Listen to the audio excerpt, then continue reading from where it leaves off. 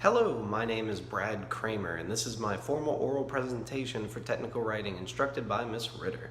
Have you ever wondered what it would be like if cars could drive themselves?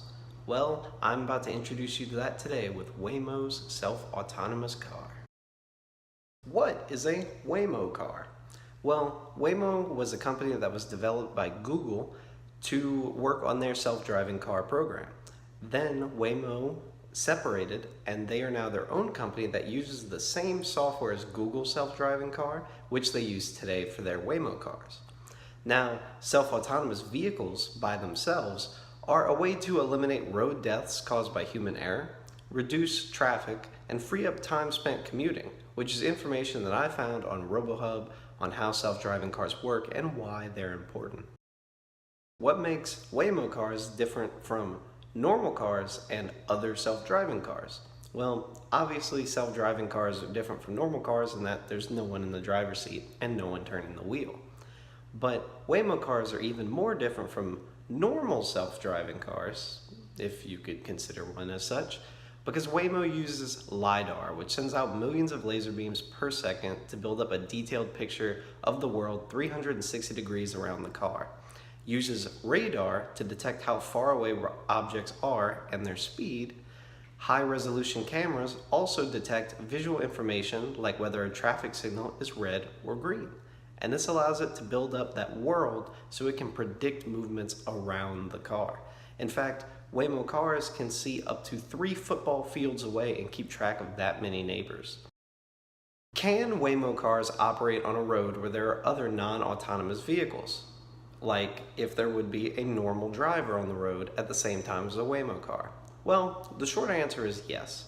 And to answer that more vividly, we have to go through an example described by the collision avoidance mechanism for symmetric circular formation of unitary mass autonomous vehicles at constant speed, which states that for real applications involving vehicle and formation movement, namely unmanned vehicles, one needs to define a collision avoidance mechanic.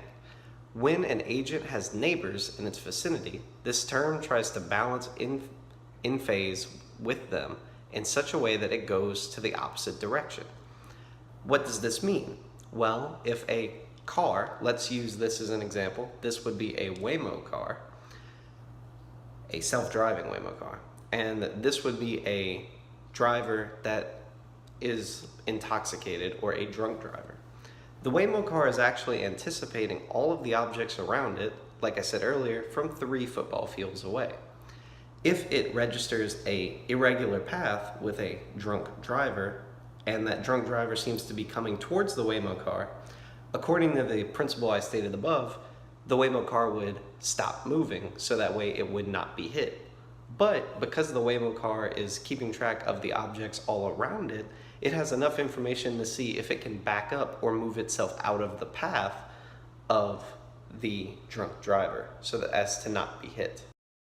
Will Waymo cars replace normal drivers, and what are the ethical ramifications for doing so? Probably. Self-driving cars, like air traffic, has been shown to be much safer. In fact, if you don't know, 1.25 million deaths worldwide are due to vehicle crashes, or at least this was the case in 2014. 32,675 deaths in the United States were due to vehicle crashes in 2014 as well. 6% increase in traffic fatalities in 2016, reaching the highest point in nearly a decade. All of these stats were found on Waymo's website. Now, I brought up the ethical ramifications for doing so. If we go back to our drunk driver and self-driving car scenario, drunk driver, self-driving car, what would happen if the self-driving car simply stopped moving and the drunk driver would collide with that car?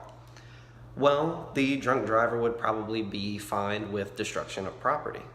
But if the drunk driver would be killed and the self-driving car had no one in it, would we place any blame on the self-driving car for not moving or for not seeing what to do next?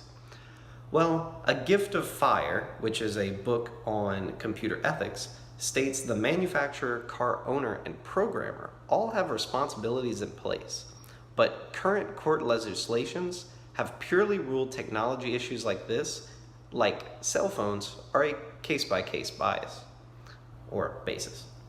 So as long as we have these self-driving cars, we won't know who's responsible, or we won't be able to put direct blame.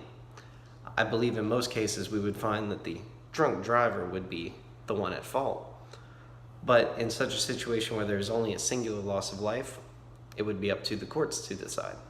Self-driving cars are becoming a reality, and Waymo is producing vehicles that show very promising results over in Phoenix, Arizona.